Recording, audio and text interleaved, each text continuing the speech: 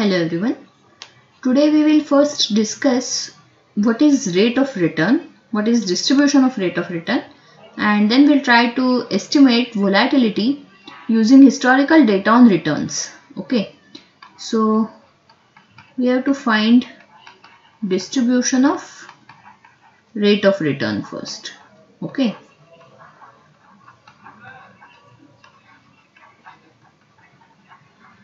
Now how do we define return?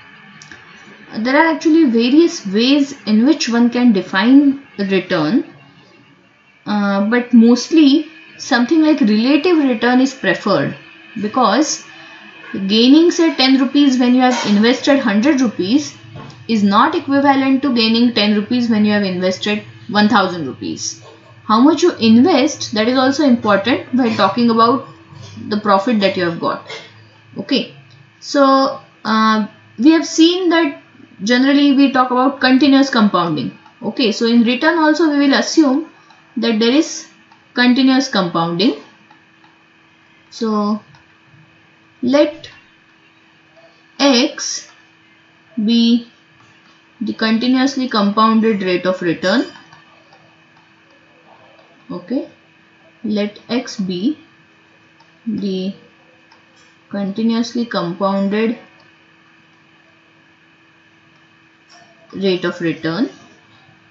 Then we can say that ST is S0 e raised to XT, correct?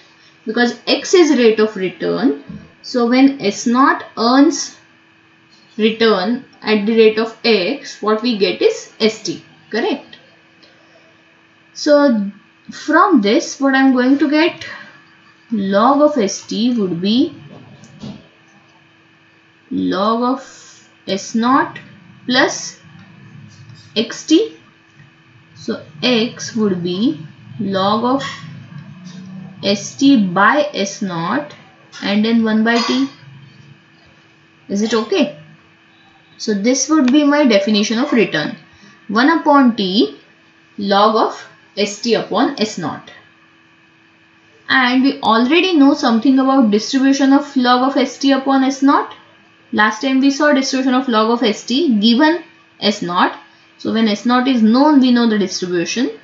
So log of ST upon S0 using that theory follows normal distribution with mean mu minus sigma square by 2 times capital T and variance sigma square capital T. Okay, is it okay? So this is my distribution for log of ST upon S0. So what would be distribution of return? Return X would have normal distribution. So this 1 by T I have to take care of. So with mu minus sigma square by 2 as mean, and variance would become sigma square upon T. Is it okay? Because I will have sigma square T upon T square. So 1T would get cancelled and I will be left with sigma square upon T. So this is my distribution for rate of return. Okay. So let us take one example for estimating rate of return. Let mu be 17% per annum, but this is also called as expected rate of return. Now statistically this is slightly confusing terminology, because ideally expected value of rate of return would be mu minus sigma square by 2. But you have to remember this confusion comes because of the log normal thing. Okay. So when people say that expected rate of return is 17%, you are supposed to take mu as 17% and not mu minus sigma square by 2 as 17%. Is it okay? Is it clear? Okay. So expected rate of return is 17% and suppose sigma is 20% per annum. Okay. Sigma is given to be 20% per annum.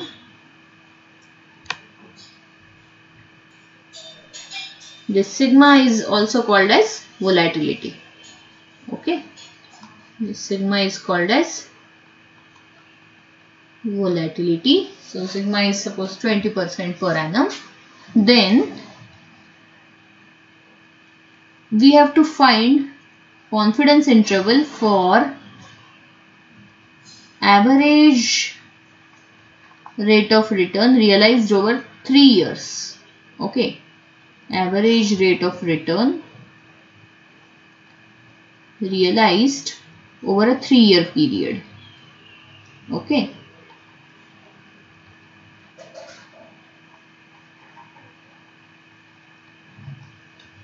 So how do we do that? So we are going to use this distribution of return that we derived just now. Because it is normal distribution, it's very easy for us to compute confidence interval. Mean and variance are already known to us. So my time duration is 3 years. So T is 3 years. Both the other things are given in years. So we use the unit years. So mu is 0.17 per annum. 17% means, and sigma is 0.2 per annum. Then my confidence interval would be mu minus sigma square by 2 because this is mean, and then plus minus 1.96 times sigma. Now what is the sigma here? So okay, so we have to be slightly careful. We want sigma square upon T, correct? So this sigma square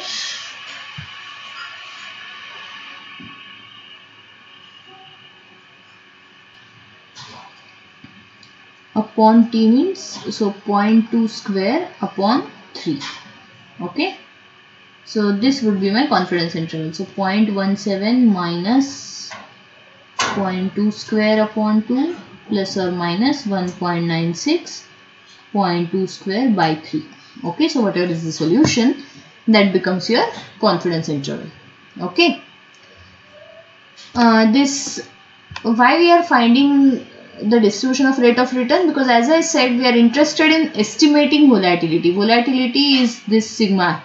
Okay, not sigma square, only sigma. So sigma is my volatility. So we are interested in estimating this volatility.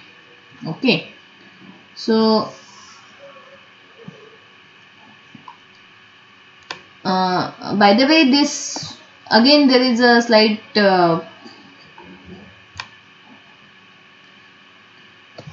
so for that we are now going to use this log return type of concept. Okay, so if I define ln of Si upon Si minus 1 for say daily data, this I would call as log return. Okay, then I know distribution of log return, so we are going to use that. So using this log return, I can estimate sample variance. Okay, so what would be sample variance? It would be S 1 upon n minus 1 sum over I going from 1 to n. Let me call this as say UI, log return on ith day or ith time point, UI minus U bar whole square. This would be my definition of sample variance for this data. Okay, sample variance of log returns. Is it okay? 1 upon n minus 1 summation I going from 1 to n UI minus U bar whole square. Okay, so this is estimate of variance of log returns. Okay, this is estimate of variance of log returns. And suppose you have considered them.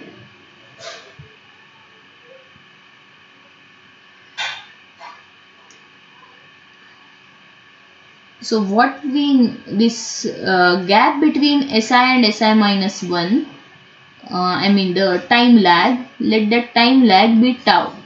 So if we are considering daily data, then it would be 1 by 365. Tau will be 1 by 365 because other values are going to be annual values. Okay, for the time being, let me stick to 1 by 365. Okay, So daily data, if you have daily data, then this time lag. So tau is the time lag between these two consecutive values, Si and Si minus 1. So this is 1 by 365. Then we know, using the theory that we saw just now, that variance of log returns is actually sigma square by t. Okay. So this S that we have computed, so this S square is actually estimating that variance of log returns. So it is estimating sigma square hat into tau, correct? Sigma square hat into tau, and what we are interested in is volatility. Volatility is sigma. So sigma hat would be S square upon tau square root of that. So it would be S upon square root of tau. Is it okay? This is slightly, sometimes people find this slightly confusing. So let me repeat it once. See, what you have here is X. Okay. X, the rate of return follows this distribution, but log return has variance sigma square t. So when you compute sample variance for log returns, that sample variance is actually estimating this sigma square into t. Okay, so that's what I've written here. So this S square is actually sigma square hat into tau. So this tau will go into the denominator. So sigma hat becomes S upon square root tau. Okay. So this is how you can estimate volatility. But now there are a couple of questions here. First question is, what should be my choice of n? That is one question. And should I take daily data? Here I said, okay, we can take daily data with say tau equal to this. So should I take daily data or weekly data or monthly data and so on? Okay. So generally it depends, both these things depend on what is your purpose. What do I mean by that? So if you want to estimate daily volatility, then it is better to take daily data. If you want to estimate weekly volatility, it is better to take weekly data. Is it okay? Secondly, what should be choice of this n? Now, as a statistics student, we would generally want the sample size to be as large as possible, because we know that all our laws of large numbers tell us that larger the value for n, we are more likely to get an accurate estimate. But here, from the domain perspective, too large value is going to be problematic, because the market behavior is never stable. So if I use say 6-month data or say daily data for say 6 months, then in the initial months the situation in the market would possibly have been completely different than what is the situation now. As a result, these past values might affect my estimate too much, because it could very well be possible that the situation was very volatile then, but now it is completely stable and so on. Hence, going too far in the past statistically is expected. However, from the finance perspective, it could lead to a disaster. Hence, here also generally a rule of thumb is focus on what you want. Means, how long are you going to use this estimate of volatility? So if you plan to use this estimate of volatility to compute say option price or futures price for say 3-month period or 2-month period, then choose your history accordingly. Means if you want to apply this estimate of volatility for doing calculations for say next 2 months, then use only the data from past 2 months. If you want to apply these calculations to estimate things for next 3 months, then use the data for past 3 months to do the estimation. Okay, so roughly match the period for which you are going to need this estimate with the history period. Okay, so these are two things, but as I said, both these are rules of thumbs. They are not hard and fast rules, but they have been proved to work well. Okay, of course, if you clearly have some information about say some historical event in the past which is unlikely to happen again, then you could choose your history in such a way that that event is dropped. Okay, so for example, there was 9/11, so attack on World Trade Center, so that obviously affected the share market a lot. But when you are, say, predicting things, say suppose you are in January 2002, okay, it happened in 2001, I guess. So suppose you are in now January 2002, then don't use past 6 months data, because the data from 9/11 is going to be disturbing your estimates a lot. Okay, and it's quite unlikely that such an event would get repeated in near future. Okay, so in that case, even if you want to use your estimate for, say, next 4 months, still stick to, say, 3 months data, so that 9/11 and its immediate after effects are avoided, something like that. Of course, again, deciding how long the effect was there in the market is again a different question. So things are not very black and white, it's very gray. But this is more or less the rough guideline that is provided. Okay. Another thing that we have to worry about is this 365. So when we say we have daily data, we can take 1/365. However, some people recommend another value that is 1/252. Now, from where does this 252 come? See, we know that the trading doesn't happen every day. Weekend, Saturday, Sunday trading doesn't happen, and then there are certain holidays on which there is no trading.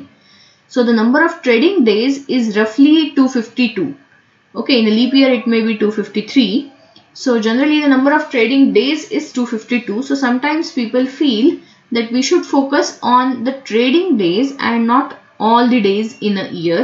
So when we say that, okay, we have to convert some yearly thing into daily thing, we should use 1/252 as the norming factor and not 1/365.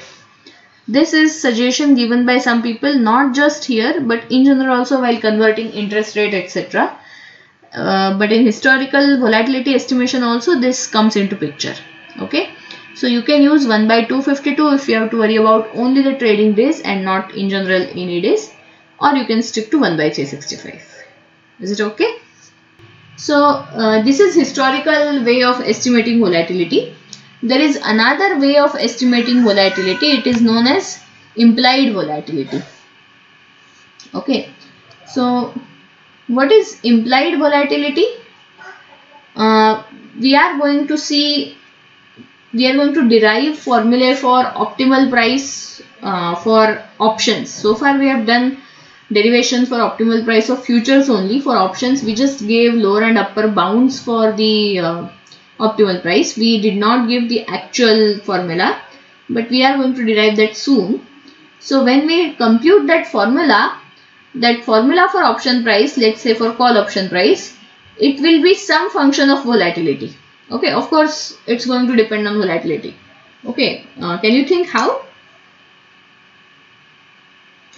See, if a stock is very volatile, means if the share price changes a lot, then on such a stock options are going to be more important. Okay, because they provide you at least some sort of security. Okay, so the price of an option is going to get affected by volatility.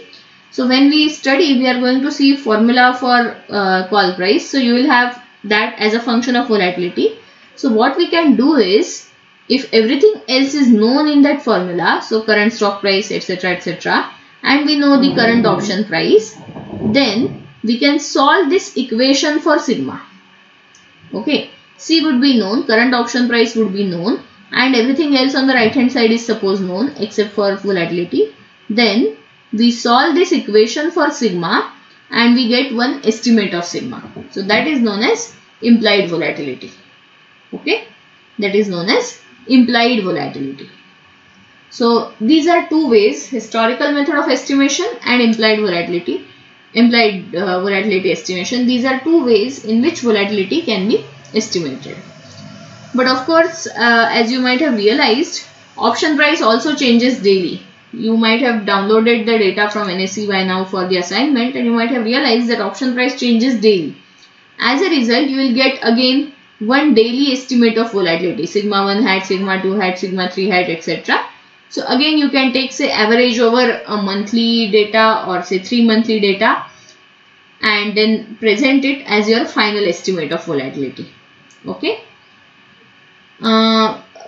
We will see that this function is not a very straightforward function. It's quite complicated non-linear function. So you need to use iterative methods to get sigma hat from this. So it's not very straightforward. That way these calculations are pretty straightforward. Okay.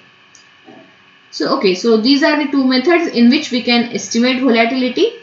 As of now you can use historical method because now you have downloaded data. So now you can use this formula and use estimate historical volatility. Estimate volatility based on historical data.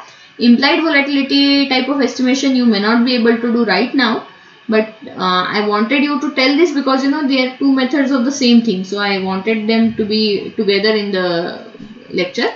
But when we actually derive the formula for optimal call price or optimal put price European, at that time you can come back to this discussion and then use those formulae to get estimate of volatility by this method, implied volatility method. Is it okay? So let me stop here. Thank you.